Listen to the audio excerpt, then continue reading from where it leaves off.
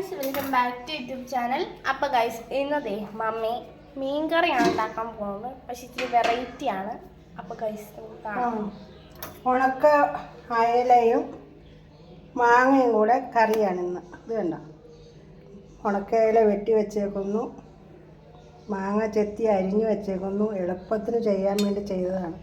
പച്ചമുളക്.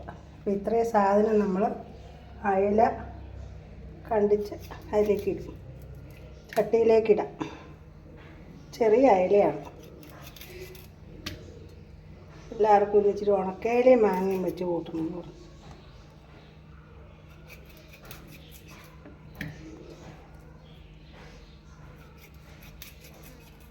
ഉപ്പ് കളഞ്ഞതാണ്, എന്നാലും ഉപ്പ് കാണും. അപ്പോൾ ഉപ്പ് നോക്കിയിട്ടേ ഇടാവുള്ളൂ, ശകലം ഉപ്പ് ഇടാവുള്ളൂ കേട്ടോ. എന്നാലും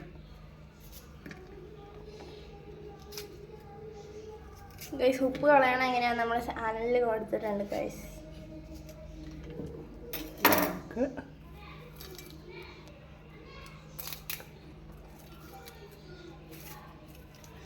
കറിവേപ്പില, പച്ചമുളക്, മാങ്ങ, ഒരു ശകല ഉപ്പും ഇടാം. ഉപ്പ് ഇടേണ്ട കാര്യമില്ല, എന്നാലും ശകലം കൂടെ ഇടേണ്ടി വരും. പിന്നെ നമുക്ക്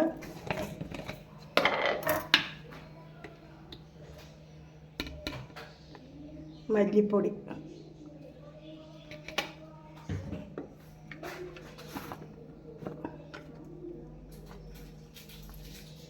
മുളക് പൊടി,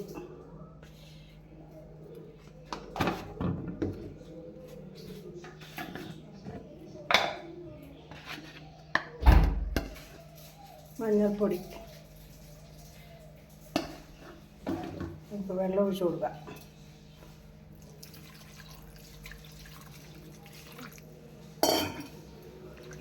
ഇളക്കി കൊടുക്കാം.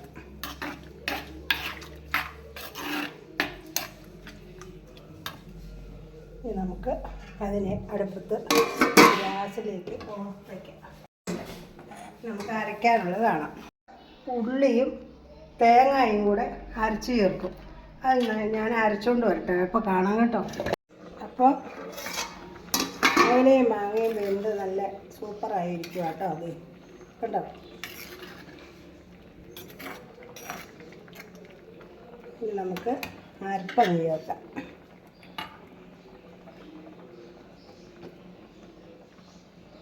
നല്ല മണമുണ്ട്, നല്ല രുചിയും മണമുള്ള കറിയാണ്. ഉണക്ക ഇലയും മാങ്ങയും.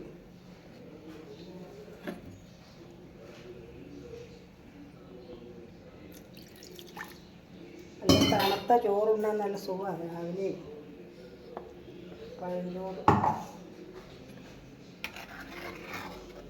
എനിക്ക് ഉണക്ക ഇലയും മാങ്ങയും വലിയ ഇഷ്ടമാണ്.